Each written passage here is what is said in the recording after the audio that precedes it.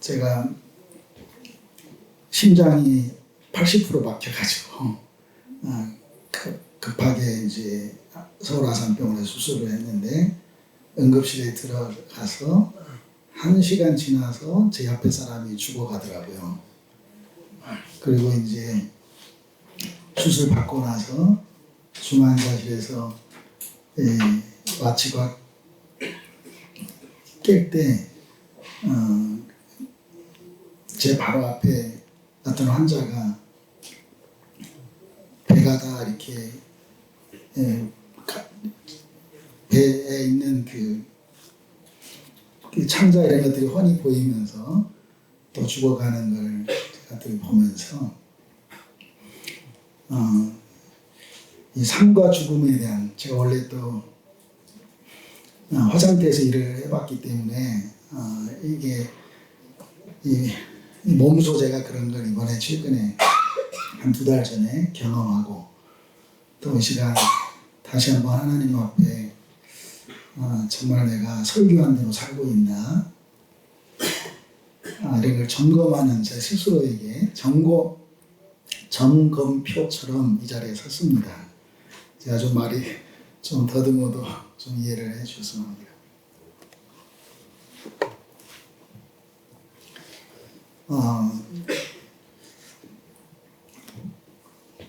공식적으로는 저는 현재 그 북쪽 말 못하고 듣지 못하는 장애인 친구들에게 축구를 가르치는 축구 감독입니다.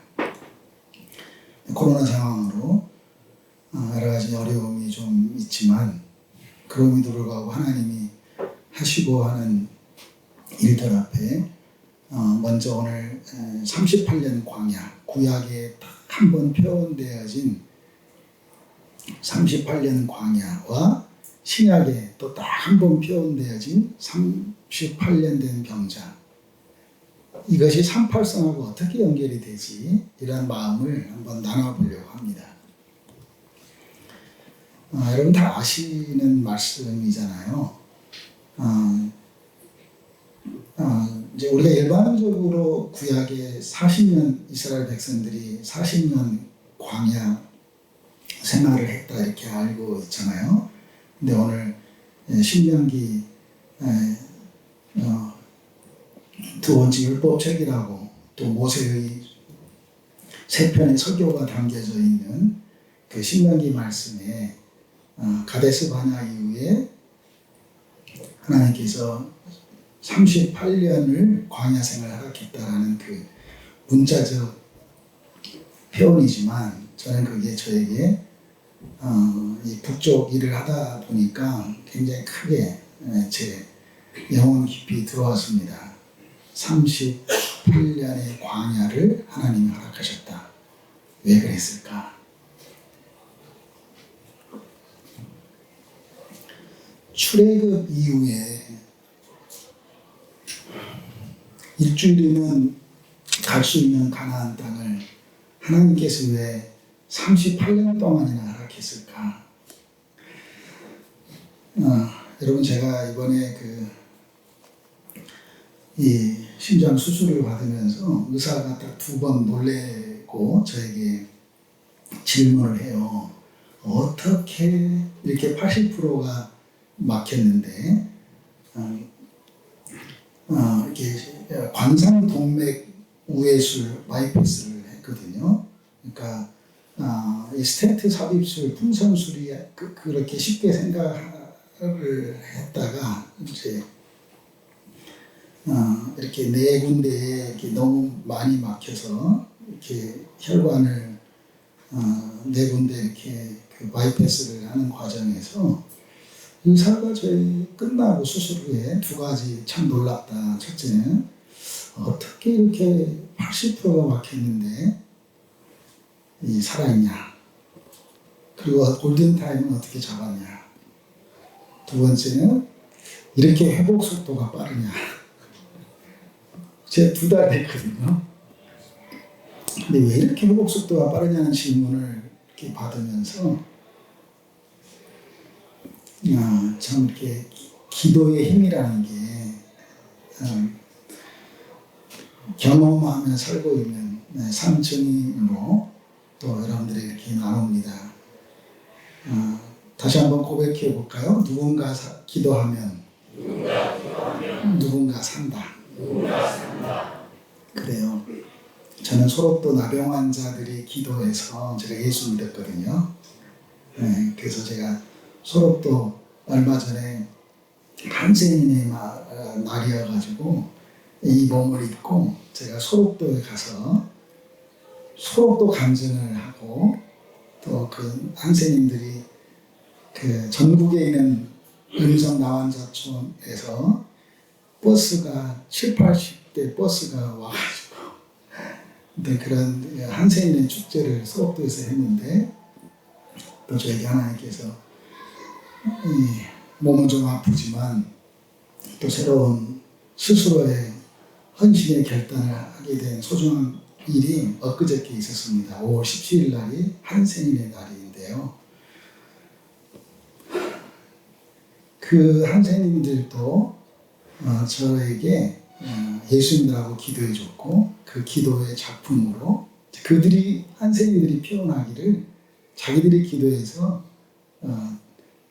땡중이었던 이민교가 이렇게 예수 믿었다 이렇게 자랑하는 걸 이렇게 지금도 보면서 정말 누군가 기도하면 누군가 사랑하는 하나님의 작품이 된다.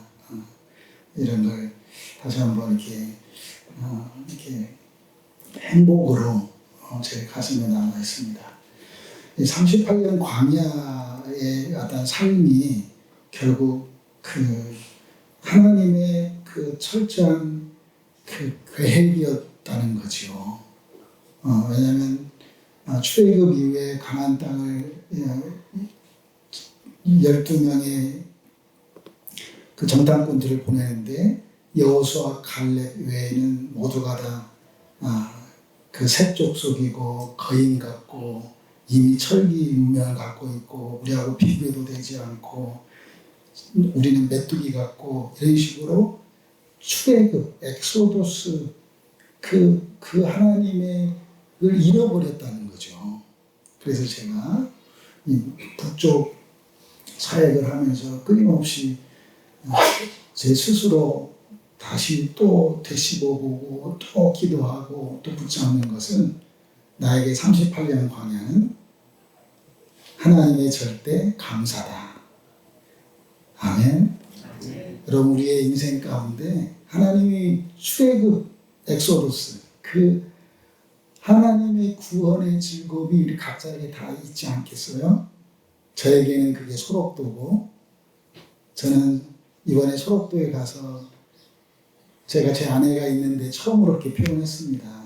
내가 신혼여행을 소록도로 갔고 소록도에서 제 결혼 반지와 제 첫날 결혼식 때 받은 시계를 그냥 소록도 예배당에 헌물하고 이런 얘기를 제가 처음 하면서 그 하나님의 그 첫사랑을 하나님 기억하고 제 스스로도 그런 것처럼 출애굽의 경험, 우리 각자가 어떻게 예수를 믿었든 그 예수 믿었던 첫사랑을 기억하는 자가 바로 38년 광야를 통과하는 그 열쇠다라고 생각하고 여러분들에도 감히 도전합니다. 우리의 누구에게나 다 있는 그 광야가 패스되려면 하나님이 구원해 주셨던 그 감사를 잊지 말고 살아야 되겠다. 아멘이십니까? 네, 그래서 저는 정말 쉽지 않는 북쪽의 그 장애인 사역을 감당하면서 끊임없이 하나님이 나와 함께 하셨던 그 출애굽의 과정, 예수님께 해주셨던 그 은혜를 기억하면서 하루빨리 하나님만이 절대 왕이심을 고백하는 가나안 땅의 입성의 그런 열심을 스스로 다짐하면서 살고 있습니다. 자, 신약에 또 딱 한 번 나와 있는 38년 된 병자. 그건 우리가 너무 많이 설교도 들었고 또 다 잘 알고 있는 부분 말씀이잖아요. 그게 베데스다 연못이라고 하는 그 은혜의 집이잖아요. 은혜의 집. 우리 모두가 다 은혜의 집에 살고 있는 거 아닐까요? 저는 제가 법당에서 소록도 법당에서 목탁치다가 제가 예수를 만났는데 제가 그 예수 만나서 성경을 보면서 처음 주신 게 성경은 한자로 거룩할 성자에 글경자다 이렇게 저에게 딱 클릭이 됐거든요. 찾아왔거든요. 그러니까 원래 성경을 한자로 쓸 때 거룩할 성자에 글경자를 써요. 성경, 그건 거룩한 글이라는 거죠. 무한 절대적인 하나님의 말씀. 아멘. 성서, 글서자예요. 글서자. 근데 하나님은 저에게 거울 경자로 똑같은 경자지만 거룩한 거울 이렇게 저에게 한자로 보여주셨거든요. 그러니까 성경은 글씨가 아니고 저에게만큼은 거울로. 거울은 누구를 보는 거죠? 나를 보는 거잖아요. 그러니까 저는 여러 가지 상황에서 요한복음 5장에 나와 있는 베데스다 연못에 38년 된 병자가 저는 저로 보이기 시작했어요. 모르겠어요. 제가 평양에서 성경의 그 북쪽에서 제가 평양에 있으면서 이 말씀들이 저에게 너무 막 오는 거예요. 저에게 찾아오는 거예요. 좀 표현이 이상한데요. 저는 예수 믿고 싶지 않았거든요. 근데 하나님이 저에게 찾아왔어요. 그리고 예수 믿을 수밖에 없었어요. 저는. 그러니까 나는 출애굽 안 하고 싶었어요. 좀 표현이 좀 어색한데요.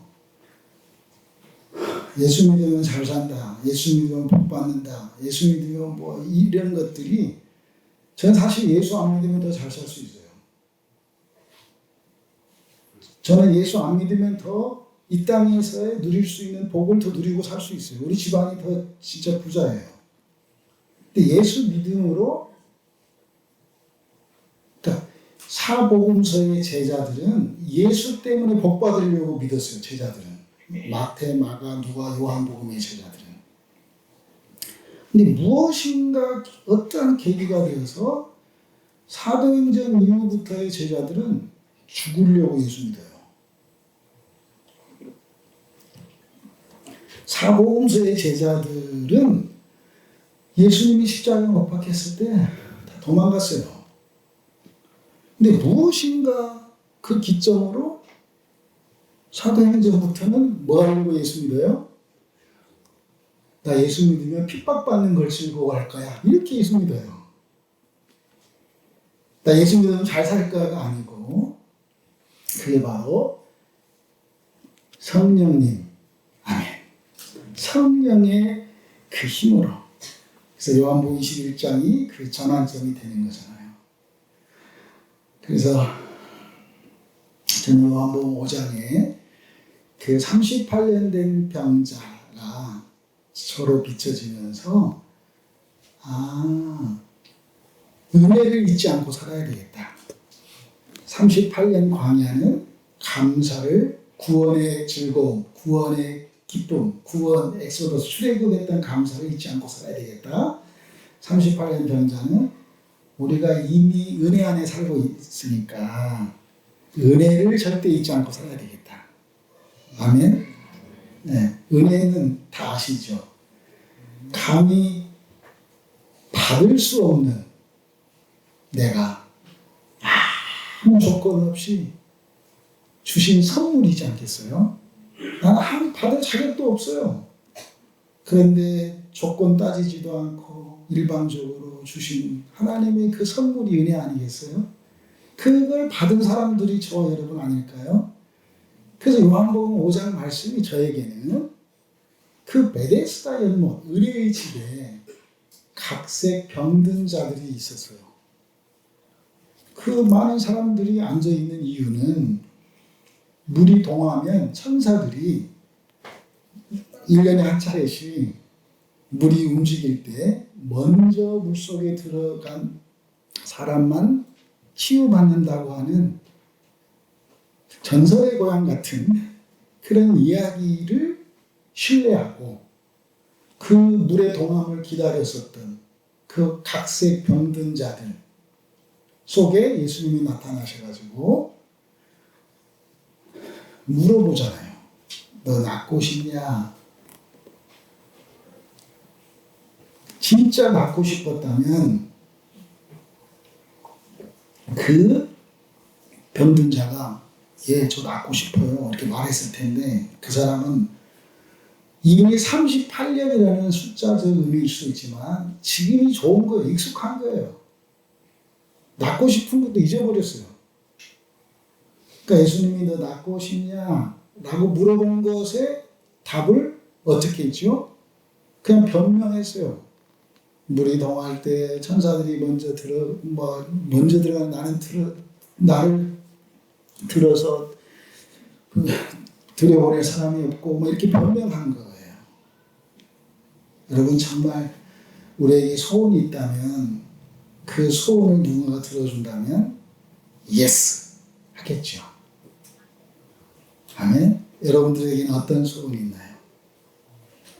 저는 아주 한 20여 년 전에 어떤 교회에서 설교를 하는데 담임 목사님이 성도들 다 통성으로 기도시키고 저에게 이 선교사 꿈이 뭐야?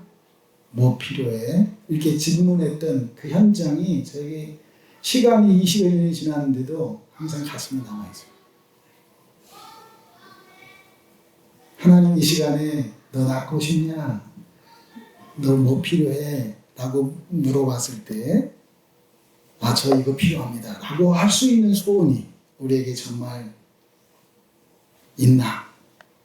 근데 이 성경에는 이 사람은 없었어요. 왜요? 지금이 좋은 거예요. 익숙해져 버렸기 때문이에요. 그냥 얻어먹고 사는 게 좋은 거예요. 우리 교회 생활 지금이 좋은 거예요. 변화에 대한 기대감이 없는 거죠. 근데 예수님 뭐라고 그러죠? 변명하고 있는 그 병자에게 다시 한번 질문해 볼까요? 그 병자는 지금 누구일까요? 나지요. 잘 소통이 되지요. 성경이 거울로 되면 그 병자는 지금 누구이죠? 네, 각자 여러분이죠. 그런데 예수님이 이 시간에 오셔서 그 나에게 이렇게 말해요. 변명하고 있는 꿈도 잃어버렸던 지금이 좋아서 그냥 이 상태가 제일 이런 나에게 예수님이 네 자리를 들고 일어나 걸어가라 이렇게 말씀하는 거예요. 아멘. 내 자리. 그러니까 나의 것 가지고. 그러니까 상처가 있는 만큼 치유자라고 하잖아요. 상처 치유자. 고통이 있는 만큼 사역자라고 하잖아요. 상처가 선교고 고통이 선교고 이렇게도 표현을 하지요. 그러니까 내 자리 들고 일어나기를 예수님이 원하시고 우리에게 지금 오늘 이 시간 얘기하시는 거죠. 아멘. 성경을 저는 북당에서 정말 예수 믿고 싶지 않았는데 하나님이 저에게 찾아오셔서 그 어떤 영적 세계를 경험시켜 주시고 제가 만났던 하나님은 뭐라고 표현할까요? 그러니까 성경이 아무튼 거울로 봤어요. 그러니까 성경이 글씨로 보면 율법이에요. 그냥 책이에요. 책은 뭐예요? 그러니까 그냥 교과서 여기 이 똑같은 책인데 이걸 글씨로 보면 그냥 책이죠, 책. 그럼 율법은 너를 보는 거예요. 그냥 법이에요, 법. 그런데 이게 거울로 되니까 이게 나를 보는 거예요. 이해가 되시면 아멘. 그러니까 이게 복음이 되더라고요. 그래서 나를 비춰주시는 그 예수 그리스도의 그 생명의 빛이 제가 예전에는 어둠에 살았어요. 그런데 이제는 빛 대신 그리스도 안에 살아요. 이걸 바울은 에베소서 5장에 이렇게 말하잖아요. 빛의 열매를 맺어라. 그래서 에베소 5장 8절 9절에 빛의 열매는 착함과 의로움과 진실함이다. 그러니까 진짜 내가 성경이 거울로 나에게 찾아온다면, 제가 예전에는 설교하려고 성경을 봤어요. 나 설교해야지, 설교. 근데 지금은 정말 예수님 말씀 안에서 나 만나려고, 성경의 모든 주제가 하나님의 나라고 성경의 내용 자체가 예수 그리스도인 것처럼, 나의 삶의 주제가 하나님의 나라고 내 삶의 내용이 예수 그리스도로 채워져야 되는 것처럼, 출애굽 이후에 38년 광야 생활을 허락했던 하나님의 의도는 하나님의 나라를 가나안 땅에 가서 세우도록 하기 위함이죠. 나라라고 하면 왕이 있어야 되고 국민이, 백성이 있어야 되고 땅이 있어야 되잖아요. 왕 대신 하나님께서 출애굽시켜서 백성들을 만들었어요. 이제는 땅을 찾아라고 하는 가나안 땅을 보냈는데, 여호수아 갈렙 외에 10명의 정탐꾼들은 이 출애굽의 그 구원받은 그 감사를 잊어버렸다는 것을 저는 기억하고 싶은 거예요. 왜냐하면 출애굽기 19장에 제사장의 나라로 하나님은 이스라엘 백성들을 사용하며 용하시니까요. 저는 대한민국에, 저는 이 38선이라고 하는 허리신경이 마비된 이 장애인 나라 같은 이곳에 하나님의 나라가 세워지기를 소원하고 있고 기도하면서 사랑하고 있습니다. 특별히 성도교회는 북쪽에서 내려오신 믿음의 유산 따라 이 교회가 세워졌다고 제가 10년 전에 들었습니다. 그리고 통일되면 다른 교회는 몰라도 성도교회는 북쪽에 하나님의 교회를 세우는 기도를 개척할 때부터 갖고 있다고 제가 들었던 기억이 있습니다. 성도교회는 지금 어떠죠? 그 전에 제가 그러한 헌금을 별도로 모아놓고 있다고, 그건 어떠한 것도 어디에도 안 쓴다고 그거 제가 들었던 기억이 있습니다. 그러한 성도교회입니다. 여러분의 교회가 다른 어떤 교회보다 저는 북쪽을 향해 기도해야 되는, 또 사랑해야 하는 그런 여러분의 영혼이 회복되어지는, 또 그렇게 지금까지 해왔던 여러분들에게 제가 북쪽의 장애인들을 함께 이렇게 살아가는 사람으로서 정말 더 블레싱, 축복하고 싶습니다. 제가 아주 오래전에 쿠바에 간 적이 있습니다. 쿠바의 현지 교회 지도자들 집회로 강사로 제가 초청이 되어서 쿠바에 가다가 멕시코에서 비행기를 이렇게 바꿔 타면서 어떤 분이 제 옆에 앉았습니다. 그래서 그분이 저에게 뭐 하는 사람이냐고 물어보더라고요. 멕시코에서 쿠바 가는 비행기 안에서. 그래서 제가 북한 장애인 축구 감독입니다. 근데 그분도 한국 사람이었어요. 할아버지신데 이렇게. 그랬더니 그분이, 그러면 통일이 뭐라고 생각하나? 이렇게 저한테 이제 중절모를 쓰신 아주 할아버지가 저에게, 그러면 통일을 뭐라고 생각하나? 이렇게 저한테 물어보더라고요. 그래서 제가 순간적으로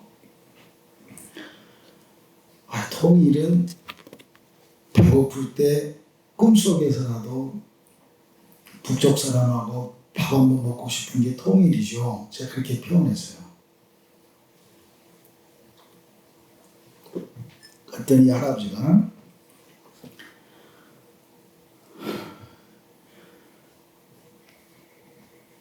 이야, 밥 한 번 먹고 싶은 게 통일이라고?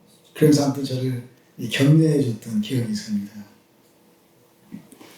저는 사랑하는 우리 성도교회 어르신들께서 꿈속에서라도 같이 밥을 먹고 싶다 하는 그 간절함이 저보다 더 클 것이라고 생각합니다. 저는 사도행전 이후에 하나님의 성령의 이끌림을 받아서 38년 광야, 구원의 즐거움을 잊지 말고 살자. 38년 병자, 예수님이 네 자리 들고 일어나라 했던 것처럼 그 은혜 안에 머물러 있지 말고 은혜를 딜리버리하는 하나님의 사람으로 살자. 38선, 허리신경이 마비된 한반도 땅덩어리 자체가 장애인 나라가 되어버렸던 이곳에 혈관을 뚫어내는, 그래서 한 번도 가보지 않는 그 길을 누군가 가고 또 가고 가다 보면 길이 되고, 커다란 그 저수지에 바늘구멍만 있어도 저수지에 물이 없어지는 것처럼 이러한 북쪽 사역이 쉽지는 않지만 눈에 보이는 그 새터민 그 사역도 귀하고 소중하지만 눈에 보이지 않는 언더그라운드에 이 북쪽 사랑하는 이런 사람들도 품어낼 수 있는 밸런스를 맞추는 성도교회가 됐으면 좋겠다. 이런 도전 아닌 도전의 기도 제목을 드리고 싶습니다. 저는 지금 이 시대가 한 달 전에 통일교육원에 공문을 보내서 앞으로 대한민국의 통일교육, 대학교의 통일연구원, 초중고 모든 통일교육 자료에는 통일 앞에 평화라는 단어를 쓰지 않는 걸 공문을 보냈습니다. 별로 감동이 없으시군요. 저는.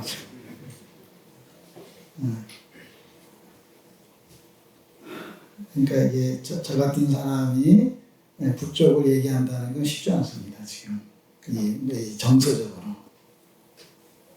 그래서 전 대한민국에서는 이제 평화라는 말을 쓸 수 없는 통일이 됐습니다. 이런 상황에서 감히 하나님의 이름으로 38년 광야와 38선과 38년 병자와 38선을 연결해서 감사를 회복하고 은혜를 회복하자고 외치는 저의 작은 입술이 정말 세례 요한처럼 광야에 외치는 자의 소리로 지금 사라져가고 있는 현실입니다. 하나님께서 저를 심장이 80% 동력이 막혔는데 왜 살려주셨나?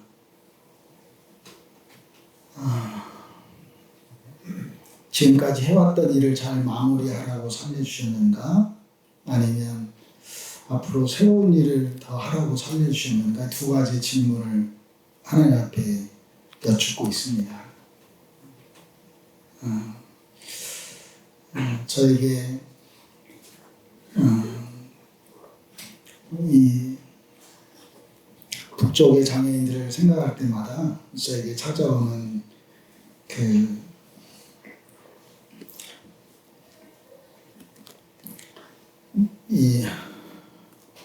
어떤 제 심장을 북쪽에 놓고 온 느낌입니다. 밤쪽을. 그래서 저는 북쪽하고 아무 집안의 관계도 없는데 일방적으로 법당원에서 목탁 치다가 하나님이 찾아오셨다는 것처럼 하나님이 저를 20년 동안 우즈베키스탄, 카자흐스탄에서 그러한 장애인 축구 감독하던 저를 일방적으로 하나님이 이렇게 불러서 북쪽에 일을 맡기셨다. 그러니까 북쪽에 장애인 축구팀이 있어서 제가 축구 감독으로 스카웃된 게 아니고 하나님이 저에게 38년 광야, 38년 병자, 38선을 성령으로 이렇게 오그레 하나 되게 해서 제가 북쪽에 눈물로 호소해서 장애인 축구팀이 필요합니다라고 해서 만든 축구팀이기 때문에